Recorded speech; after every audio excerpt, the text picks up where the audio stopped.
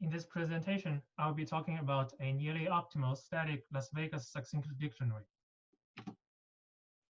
Dictionary is a basic data structure, and in this problem, we are giving a set of n key value pairs xi, vi for the keys in a key space of size u and values from a value space of size sigma. And it's guaranteed that all the keys are distinct, and we would like to preprocess it into a data structure supporting value retrieval queries. In each value retrieval query, we are giving a potential key x and would like to know whether this x appears in the input or not. If x is equal to xi for some I, then we must return the corresponding value vi. Otherwise, we must return that it's not in the input. And this is a static problem, meaning that there's no insertion or deletion. All the queries will be applied on the initial set. And for static problems in general, we are interested in three parameters of the data structure. One is the preprocessing time, how much time it takes to preprocess the input into a data structure. Second, the data structure size, how much memory it takes to store the data structure. And third, the query time. Give me a query, how much time it takes to compute the value retrieval. And for the dictionary problem, it turns out that all the known data structures, including the one I'm going to present today, they all have the optimal preprocessing time. That is, the preprocessing time is nearly linear in its optimal size, the data structure size. So in this talk, I will mainly focus on the data structure size and the query time. And for this problem, when the value space size is equal to 1, sigma is equal to 1, the query basically becomes membership testing. Given a query x, we only need to know whether this query is in the input set or not. And once it's in the input set, there's nothing else to return. And it turns out that this is the most difficult part of the query. And for almost all the membership testing data structures, there's an easy way to extend them to the for problem. And in this talk, we will focus on membership testing. And also for simplicity, we are going to assume that we're not going to receive very long keys. We assume that all the keys are bounded by integers, bounded by polynomials in n, and the key space size u is at most n to the some constant. So let's rephrase the problem. In the membership testing problem, we are giving a set S of size n over a universe of size u for u that is at most a poly n. We would like to preprocess it into a data structure supporting membership queries. Giving x, we'd like to know whether x is in the set or not. So the most standard solution for this problem is to use random hashing. So we could randomly hash all the input keys into n buckets, and then for each bucket, let's say we use a linked list to store all the elements, all the keys that are mapped to it. So this data structure uses O of n space, and if we use a good enough hash function, then the expected query time will be a constant. And it turns out that using techniques such as FKS perfect hashing, we can even improve the query time to be constant in worst case. But if we really think about this problem, what is the optimal space? The input set has n items from a space of size u, so there are in total u choose n different inputs.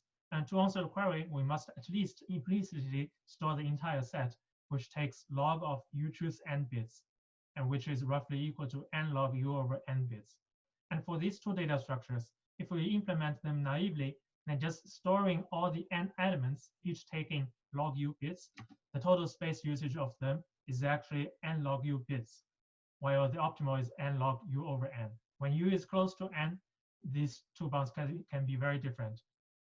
And even u is just bounded by poly n, they can still be off by a constant factor. And since now we are down to the regime where we care about the bit complexity of the data structure, so we must be precise about the model of computation. So in this talk, we will be focusing on the word RAM model. So in this model, the data structure is stored in the memory, which is divided into W-bit words. Each word consists of W bits, and we assume that the query algorithm can process W bits in constant time, but only in some restricted ways. For example, it can treat W bits as a W bit integer and perform basic arithmetic operations, or maybe treat W bits as a W bit binary string and perform bitwise and or bitwise operations. or maybe in constant time, it can read one word from the data structure, W-bit words from the data structure. And we make a basic assumption in this talk that each key can be processed in constant time in this model, namely that the word size is large enough to contain one key. So basically, this allows us to, for example, get a key and compute its hash value in constant time, or maybe we have stored a key in the memory. It allows us to retrieve this key from the memory and maybe do comparisons in constant time. Without this assumption, it is impossible to get it is impossible to get constant query time. So in the rest of the talk, let's assume the word size is log u, which is roughly log n. And in constant time, we can operate on log n bits. So back to the succinct dictionary problem. Back to the dictionary problem, we mentioned that the optimal space of this problem is log of u choose n bits. And there has been research on its succinct data structure. So what is a succinct data structure? So a data structure is succinct if it uses little of one fraction of extra space. Or in other words, the total space of the data structure is opt plus little of opt bits. So in succinct data structures, we are interested in the trade-off between this little of opt term and the query time. When the query time is low, does it have to be nearly linear, or maybe it can be polylog, or it even can be constant? And what is its trade-off between with the query time? And it turns out that for the dictionary problem, the first succinct data structure is by Brodnik and Monroe in 1999. They designed a data structure using O of opt over log u extra bits, and it has constant query time. So this is slightly sublinear, but this is succinct. And later, Pei improved their bound to opt plus O of n log n squared over log n plus log u bits of space, and it still has constant query time. And this talk, when u is bounded by poly n, the space bound is just roughly n over log n. So now this data structure, the extra space, is not only sublinear in opt, but also sublinear in n. And the state-of-art data structure is by Patrascu, who improved one subroutine in the previous data structures and gets the bound of opt plus n over polylog n bits, and it has constant query time.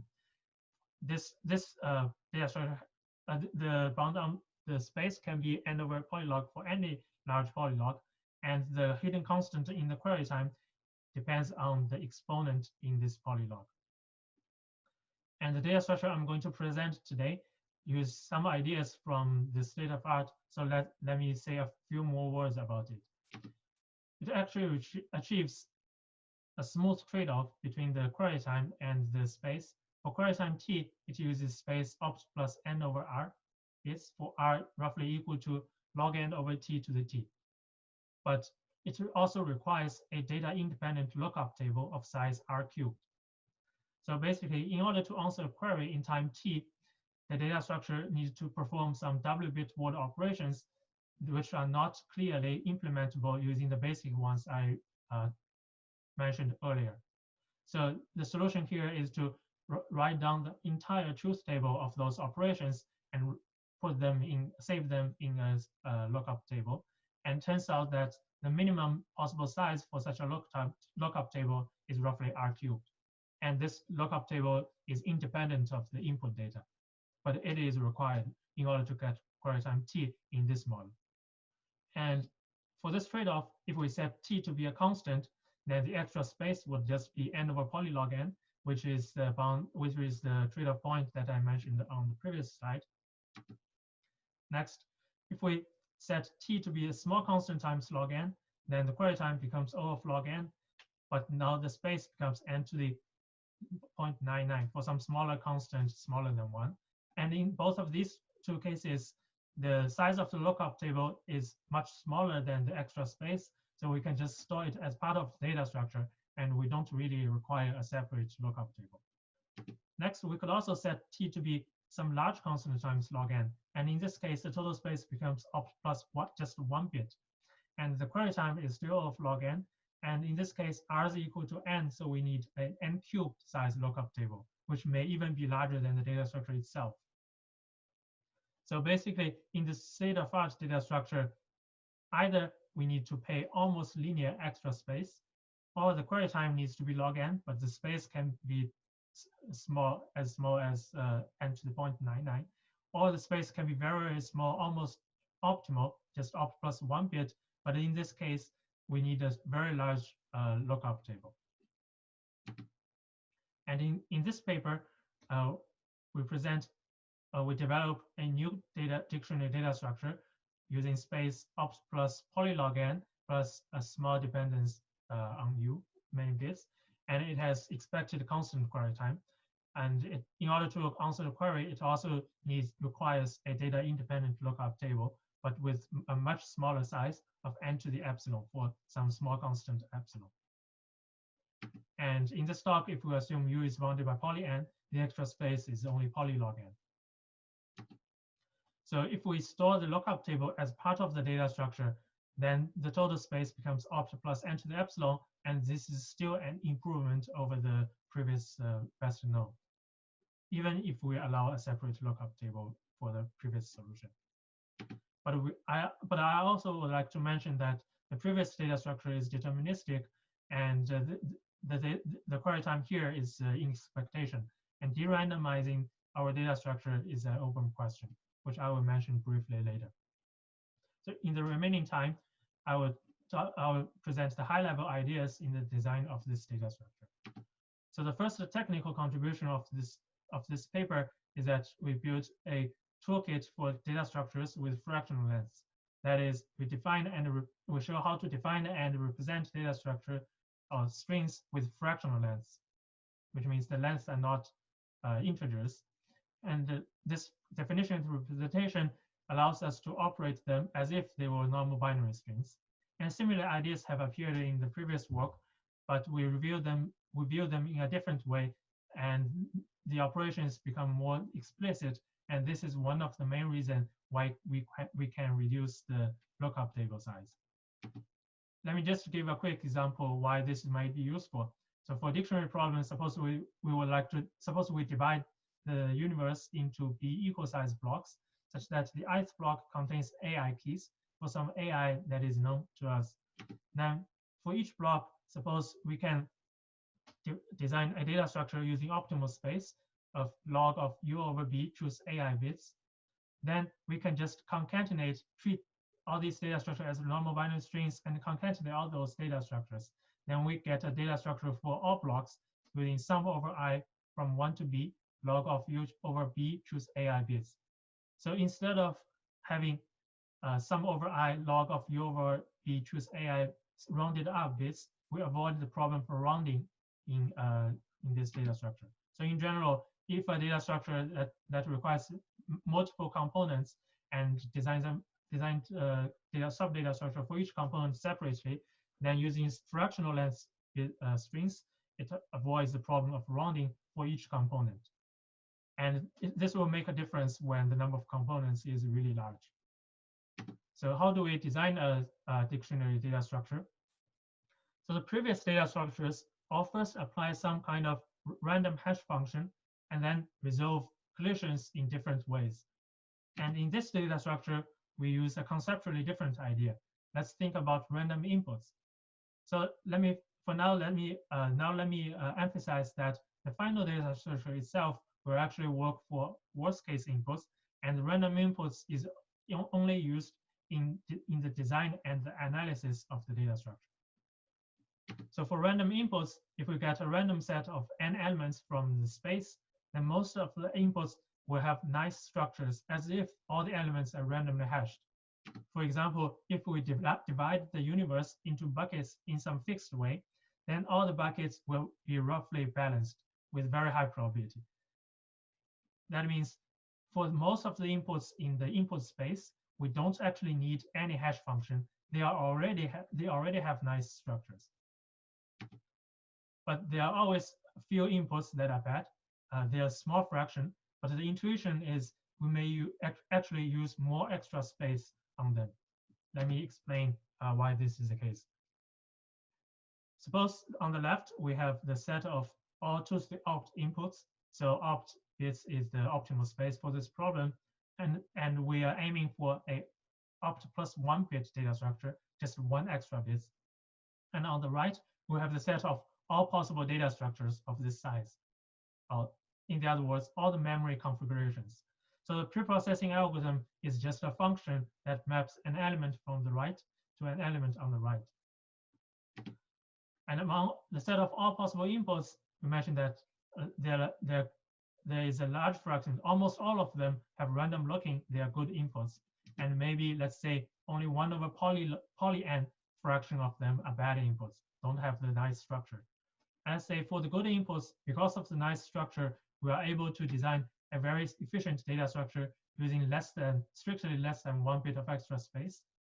Then among the set of all possible data structures, this is only a constant fraction, which means there's still a constant fraction of the memory configurations that are unused by this after these good inputs, and they all can be used by this small fraction of the bad inputs, which has only 1 over n cubed fraction. So that means for those bad inputs, we actually may use at least log n extra bits on all of them. This is because the bad inputs are so rare, so using extra space on them will have a very minor impact on the total space usage. So maybe this log n extra bits doesn't sound like a lot of space to use, but in the extra data structure design, we are going to divide the input set into multiple categories, divide the set of all possible inputs into multiple categories depending on how bad they are. And for the bad inputs, we may use more extra bits on them. And the most important part of this data structure design is to make sure that the inputs with nice structures, the good inputs, we can design a space-efficient data structure for them. And in the rest of the talk, we'll just focus on those good inputs. Okay, so let's now divide the universe U into n over log n to the 4 buckets in some fixed way. And on average, every bucket will have log n to the 4 elements, keys in them. And by Chernoff bound and union bound, we can show that for a uniformly random input with very high probability that in every bucket, there will be between log n to the 4 minus log n to the 3 keys and log n to the 4 plus log n to the 3 keys. And we call such inputs good input or random looking input. Now we first show that for such really small sets, we can actually design an optimal membership data structure. So given a set of size at most poly W, where W is the word size, which is log n, there is an optimal data structure with optimal space and a constant worst case query time. Then the main idea of the construction is to apply this lemma for small sets to each bucket, and we obtain a data structure for each bucket and then concatenate all these data structures. So there is a problem with applying just this approach. That is, we cannot efficiently locate the data structure for bucket I. That is, in each bucket, let's denote ni by ni, the number of elements in the ith bucket. Then the size of the data structure we obtain from the ith bucket will be log of b choose ni, which depends on the input. So all these data structures will have variable length. So in order to locate where the ith data structure is, we need to calculate the total size of first I minus 1 data structures. And unfortunately, this cannot be done using very low space and constant query time. It turns out that a lower bound argument by Patrascu and Viola can be used here to show that this task either use almost linear space or use log n query time. And log n query time is too large for us. So the main issue in this approach is that it uses a variable length encoding. In order to get optimal space for each bucket, the size of the data structure has to vary based on the input itself, and then it becomes hard to find where the ith data structure is. And in order to solve this issue, we are going to construct 2 data structures for each bucket and use the fact that the number of keys within each bucket are not too different across the instances. So we'll construct a main data structure which stores most of the information about the bucket, and more importantly, it will have fixed length. And then we store all remaining information about the bucket in a separate auxiliary data structure, and it may have variable length. And we want to make sure that the total size of these two data structures is log of v choose ni, which is nearly optimal. And the hope here is that since the main data structure stores most of the information, we want to show that for each query with high probability, the information about this query is stored in the main data structure, so the query can be answered by only accessing the main data structure. So if this is the case, then because the main data structure has a fixed length, then we can store them together, and it is easy to locate where the ith data structure is in constant time. Then only with small probability we need this to access the auxiliary data structure. So if we manage to lower this probability, then the overall expected query time will still be a constant. So on this slide, let me show you the rough idea in designing such two data structures. So this is a bucket of size v with log n to the 4 minus log n to the 3 keys, or log n to the 4 plus log n 3 keys between these two numbers. And we would like to construct two data structures. So first, we will randomly pick log n to the 4 minus log n to the 3 keys in this bucket. And then we will pick v minus log n to the 4 plus log n to the 3 random non-keys. So this is always possible because this is not log n to the 4 minus log n to the 3 is the minimum number of keys, and v minus log n to the 4 plus log n to the 3 is the minimum number of non-keys. And then we will mark all the remaining elements that are not picked, the rest 2 log n cubed keys, as elements as the unknowns. And then the main data structure, we will store in this bucket, which elements are the keys, which ones are the non-keys, and the unknowns. And in the auxiliary data structure, we'll store the remaining information, which unknowns are the keys. So such a strategy guarantees that the main data structure has a fixed length, and the auxiliary data structure is only required with low probability, because the number of unknowns is much smaller than the number of keys picked and the number of non-keys picked. But the only issue here, if we implement it naively, is that it uses too much space. This is because in these two data structures, we do not only store the inputs, but we also have stored the random bits used in picking the keys and the non-keys in the first two steps. And these random bits are not part of the input, and storing them may cost us a lot of space and introduce a large redundancy. So in the extra construction, we will take another small part from the universe and then use this part of the input to decide which keys and non-keys to be stored in the main data structure. So that is, we first apply the optimal data structure for small sets on this small part of the universe and obtain optimal data structure for that. And then we take a prefix of this data structure, take this string and view it as a subset of size log n to the 4 plus minus log n to the 3, and view it as a subset of the keys to be stored in the main data structure. And then we take the prefix of the remaining bits in this data structure and interpret it as a set of non-keys to be stored in the main data structure. And then in the final data structure, for this small part, we'll only explicitly store all the remaining bits. And the challenge here is that we want to make sure that these two prefixes we used are locally decodable, in the sense that if we get a query within this small part of the universe, and we would like to answer it by accessing this data structure, and the query algorithm may want to access a bit that is not explicitly stored in the data structure, and we want to make sure that this bit can be recovered efficiently by accessing the main and auxiliary data structure for this bucket. And it turns out this can be done, and due to time constraints, I will skip the rest of the details. And combining everything together, we get an efficient data structure for succinct dictionary. And I will conclude my talk by listing some open questions. First, whether we can make this data structure deterministic. Our data structure always have some slow queries, and it seems that we need some new ideas in order to de-randomize it. Whether we can make the data structure dynamic, even even if we allow amortization or in the randomization, it's not clear how can we make the current data structure dynamic.